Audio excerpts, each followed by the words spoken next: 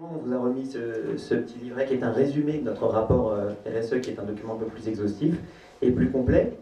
Et je vous propose de le parcourir ensemble pour faire un peu balayer tous les sujets et faire un peu le bilan des actions que nous avons menées au cours des 2 dernières années.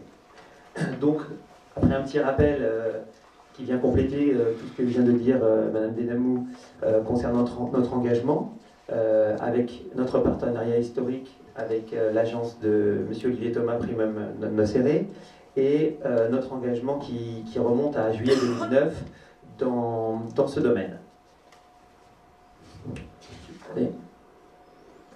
Donc, pour resituer notre démarche, elle est organisée autour de 4 axes principaux, qui sont l'axe environnemental, c'est celui auquel on pense tous et tout de suite dès qu'on parle effectivement de développement durable, assimilé un peu à l'écologie. Donc à ce titre, comme on le rappelle, on mesure l'impact de l'HPNP sur son environnement global, y compris, et vous êtes bien placé pour le savoir, avec votre aide et votre collaboration, puisqu'il n'y a pas que notre action, bonne ou mauvaise, qui est prise en compte, mais également tous ceux qui s'y rapportent, c'est-à-dire vous qui êtes nos prestataires, fournisseurs et partenaires. L'axe économique, on aurait d'ailleurs pu le mettre en tête d'un point de vue logique, puisque la base, c'est quand même, on s'occupe tous d'entreprises, c'est la pérennité de nos entreprises, la pérennité de l'activité économique. Et il faut absolument faire reposer nos actions sur un bilan économique viable. Et au-delà du choix et de la stratégie des actions qui, même si dans un premier temps les actions de développement durable peuvent coûter, elles doivent à terme pouvoir s'équilibrer. On œuvre également, Mme Benamou l'a rappelé, grâce à son action syndicale et grâce à une action de chacun, à la pérennité de l'autospécialisation privée et de cette offre que nous proposons comme alternative. L'axe social, on l'a évoqué, c'est tout ce qui se passe à l'intérieur de nos entreprises, donc c'est l'action que l'on peut démultiplier auprès de nos salariés, en se préoccupant de leur bien-être, en se préoccupant de leurs conditions de travail et en développant des réflexes, à savoir chacun a chez soi de toute façon la possibilité de reproduire un certain nombre de choses qu'il va découvrir sur son lieu de travail. Et par extension, en diffusant dans la cité, on a l'axe sociétal. Et là, bien sûr, vous êtes impliqués, puisqu'il s'agit non seulement, comme on l'a évoqué tout à l'heure, des partenaires, mais également des accompagnants des patients, également des professionnels et de leurs familles, et au sein de la ville, de toute la communication que l'on peut faire, on envisage d'autres projets pour démultiplier toutes nos actions. Un petit rappel sur cette action toute fortaine qui a démarré en 2010. Il s'agissait de s'engager en réalité sur un objectif afin de réduire chaque année les émissions de gaz à effet de serre de 2%, afin d'atteindre 20% en 2020, entre 2010 et 2020. On a donc commencé très très fort, puisque à peine 6 ans après avoir signé cette campagne, on se situe à une diminution des consommations de 54%, donc bien au-delà de l'objectif final. Alors, comme dans toutes les actions, je ne vous apprends rien, au début, quand on met en place quelque chose, et qu'on part de loin, c'est facile, les actions produisent des effets assez importants, et bien évidemment, c'est dans la durée que ça devient plus compliqué, c'est aller chercher les derniers pourcentages où il faut vraiment être performant et que nos actions ne s'essoufflent pas. Ça reposait par la diffusion de ces 10 éco-gestes, en fait. C'était 10 gestes simples qui reprenaient dans les grandes lignes. C'était le début de notre action. Ça s'argumentait autour des déchets, bien sûr, la consommation d'eau, le papier, les gaz à effet de serre, la maîtrise de la température, la promotion des produits écolabellisés, on a eu l'occasion d'en parler ensemble les autres années, la maîtrise de l'électricité, enfin du gaspillage en général, aussi bien pour l'électricité que pour la consommation en restauration, on en reparlera, les flux de transport et la diffusion et la collaboration avec chacun des prestataires. Donc on va parcourir assez vite parce que sinon ça va être un peu trop long les différents axes. L'axe environnemental, Elle nous sert à réaliser un indicateur qu'on appelle l'indicateur IDD santé, hein, qui est plus axé sur notre secteur et qui concerne des mesures sur les déchets effluents, sur l'énergie, les émissions de gaz, l'eau et la qualité de l'air, qui sont résumées dans ce tableau très imagé, que l'on renouvelle chaque année, et on fait un petit peu le bilan chiffré, parce qu'au-delà des bonnes intentions, l'intérêt de se faire accompagner et de professionnaliser la démarche, c'est bien évidemment de mesurer notre action sur la durée, puisque évidemment, il y a la tendance qui est très importante dans nos actions, mais également de pouvoir se comparer grâce à on va dire pas des labels, des moyennes nationales qui concernent les autres établissements, de pouvoir comparer notre action à nos confrères et donc se positionner. Ça reprend les 5 éléments que je vous ai donnés. Concernant les déchets effluents, le grand sujet, c'est la maîtrise de la production des déchets d'activités de soins à risque infectieux. Et pour cela, on sait d'ailleurs d'abord que c'est quelque chose qui coûte relativement cher, puisque leur élimination suit une filière très particulière et était régie par une réglementation très rigoureuse. L'établissement se situe en termes de production presque dans la deuxième catégorie. Hein. Et évidemment, moins la quantité est importante, mieux c'est. Donc on se situe en 2016 dans la classe B. La tendance, on le voit, là on a des difficultés à baisser cela, mais par rapport à la moyenne, on est quand même très très bien placé. La mise en place de filières de recyclage, elle concerne énormément de filières, puisque on a organisé la collecte sélective de 25 types de déchets, et les unes après les autres, on maîtrise leur devenir, et on favorise évidemment tout ce qui peut l'être d'un point de vue du recyclage. Comme exemple, le partenariat que nous avons signé concernant les D3E avec l'association Recylum porte ses fruits, puisque systématiquement aujourd'hui, tous les appareils qui sont rattachés aux équipements électriques et électroniques sont remisés et sont récupérés grâce à cette association pour être recyclés, démontés et rentrer dans la filière qui leur correspond, au lieu d'être mis à la benne ou rentrer dans une filière générale.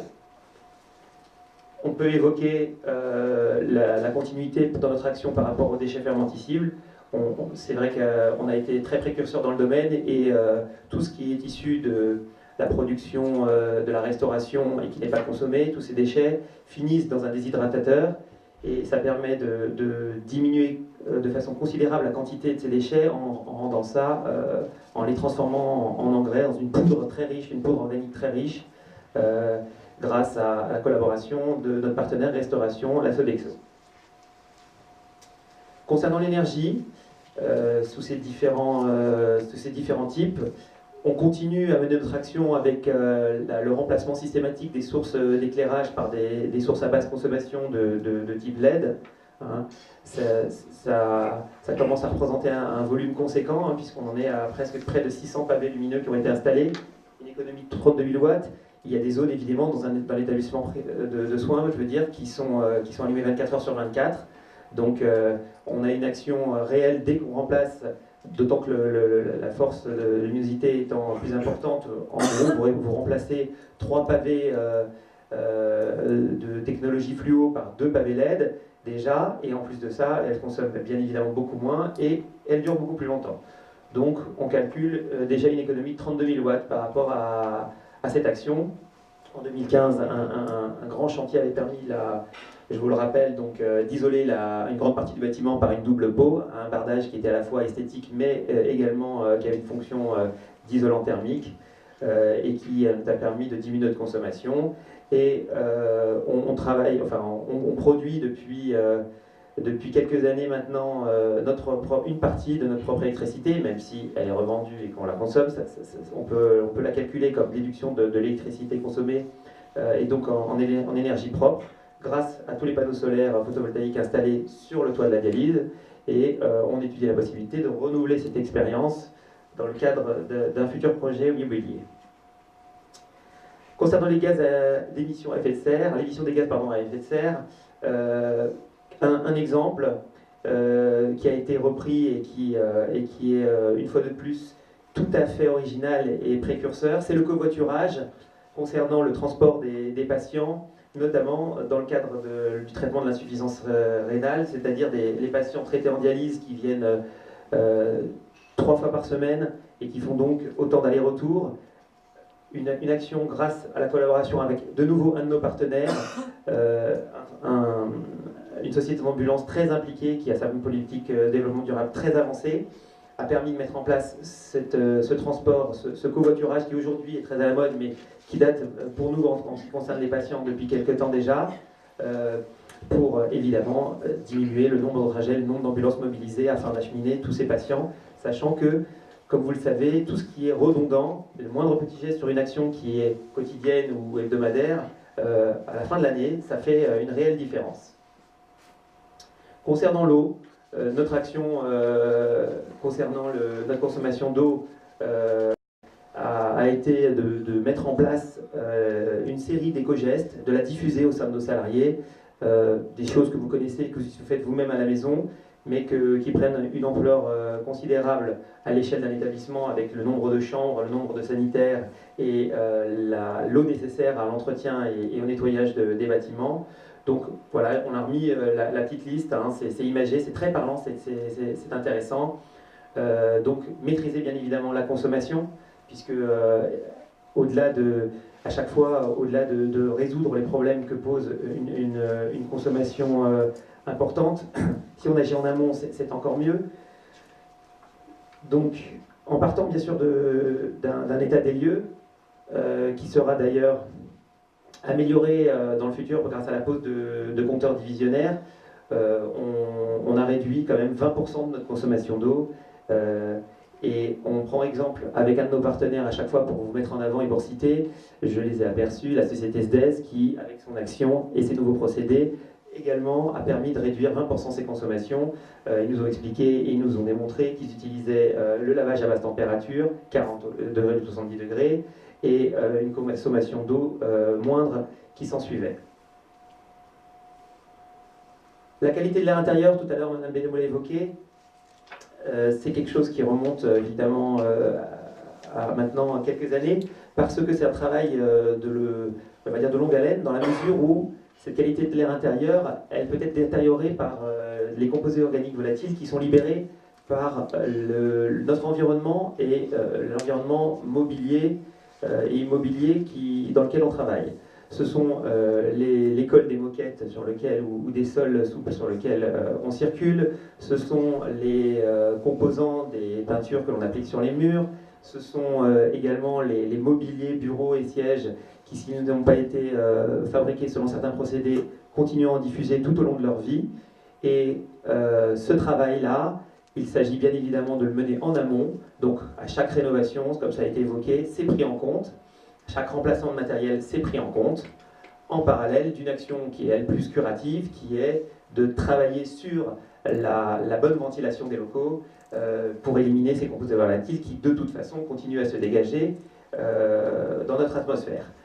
De la même façon, ce ne sont pas que des bonnes intentions, il y a ces actions très concrètes qui sont menées et également les mesures qui sont effectuées, et ça c'est tout à fait original, d'autant que ça remonte aussi à quelques années, dans toutes les pièces de l'établissement, ou par série de pièces, pour vérifier que l'action est pertinente, pour vérifier qu'on est sur la bonne tendance, et identifier surtout les éventuels points noirs pour y remédier. Donc une campagne d'audit est réalisée chaque année afin d'obtenir des données chiffrées sur ces composés organiques volatiles. On remet en parallèle toujours ces éco-gestes et ces petites fiches récapitulatives qui permettent au quotidien de se souvenir et d'agir. Concernant l'acte économique, juste un mot pour vous rappeler que notre démarche, puisqu'elle vous concerne directement lorsqu'on passe des marchés avec vous, repose, cet aspect environnemental est tout à fait pris en compte. Bon, pour aujourd'hui, même si je vois certains visages pour la première fois, parce qu'on s'est dit c'est pas possible qu'ils ne viennent pas, alors qu'ils sont eux-mêmes impliqués, je ne vous apprends rien.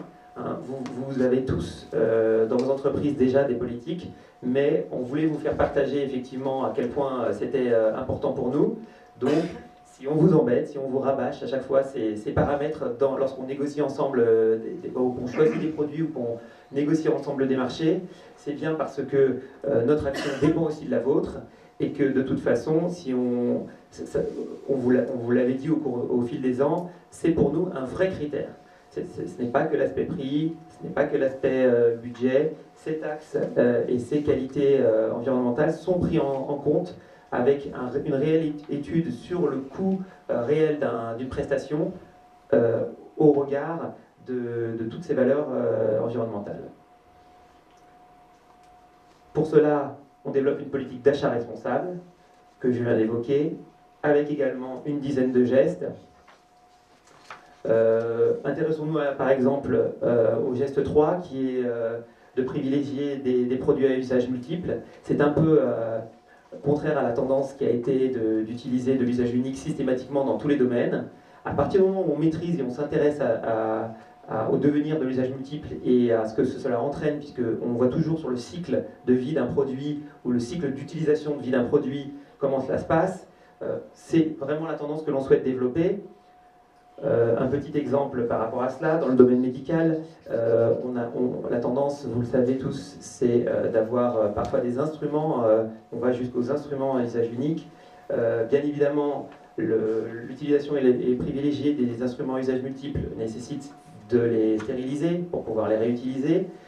Donc à cet égard, je rappelle que nous menons un grand projet de création d'une nouvelle stérilisation qui prend en compte dans les choix des équipements, dans le choix des process, ces notions d'économie d'énergie, d'économie d'eau, d'ergonomie, afin que dans le cycle de vie de ces instruments qui seront donc à usage multiple, l'impact soit minimal et qu'on vienne effectivement concurrencer cette tendance de l'usage unique systématique qui entraîne bien évidemment des déchets, des dasseries et un certain nombre de conséquences qui sont contraires à notre politique.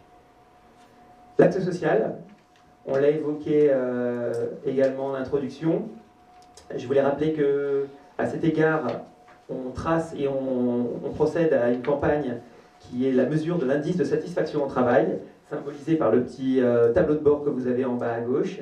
Il s'agit donc d'interroger les professionnels pour connaître leur ressenti et pouvoir un petit peu l'évaluer au cours du temps. Bien évidemment, c'est la tendance aussi qui est intéressante, pour que nos actions prennent du sens, à la fois connaître le ressenti de nos actions et bien évidemment pour savoir si l'impact de celle-ci est réel sur le ressenti de tous les professionnels et collaborateurs qui fréquentent le site. Vous découvrez encore une petite fiche très parlante qui était l'établissement non-fumeur. Hein, un petit point de détail, cet établissement non-fumeur, ça paraît évident, il ne s'agit pas de tabac qui était une campagne classique et qui est une évidence pour tout le monde. Établissement non-fumeur, il s'agissait d'éviter, il s'agissait d'accompagner les professionnels dépendants au tabac pour sortir de cette dépendance et également d'éviter que chaque entrée ou chaque accès d'un établissement, comme c'est le cas dans toutes les entreprises, pas que dans les hôpitaux, se transforme en sas fumoir en réservant exclusivement quelques zones à l'écart pour ces fumeurs et que donc dans un périmètre défini aux abords de l'établissement soit bannie la cigarette.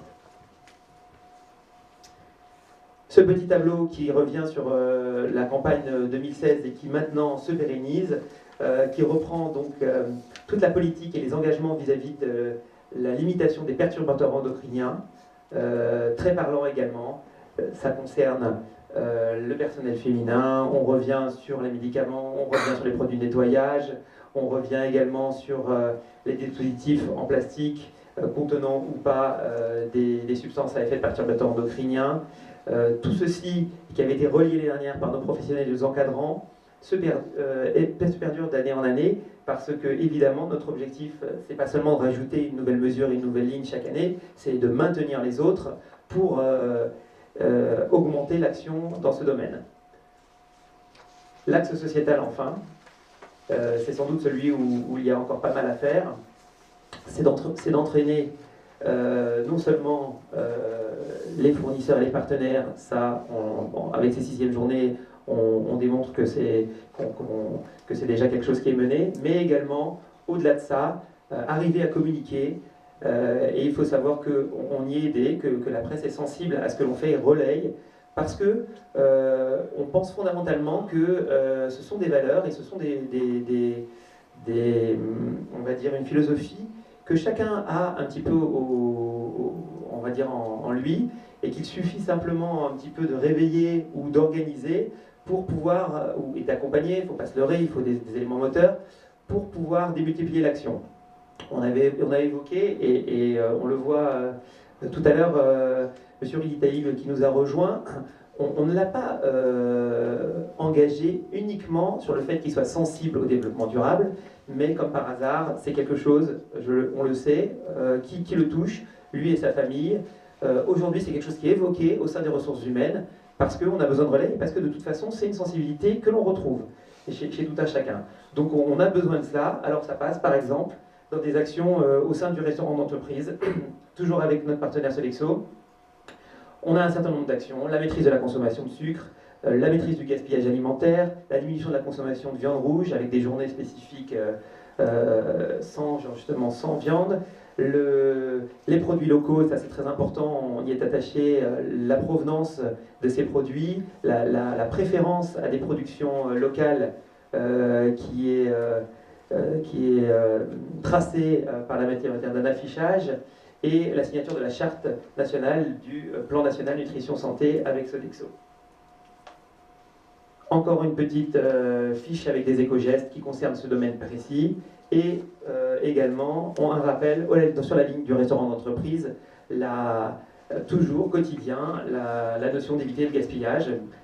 On a à la fois cette filière de recyclage des déchets fermentescibles, mais le mieux évidemment c'est de ne pas gaspiller, et donc on suggère à chacun de se servir uniquement de ce qu'il compte déguster, et que ça ne finisse pas dans la poubelle.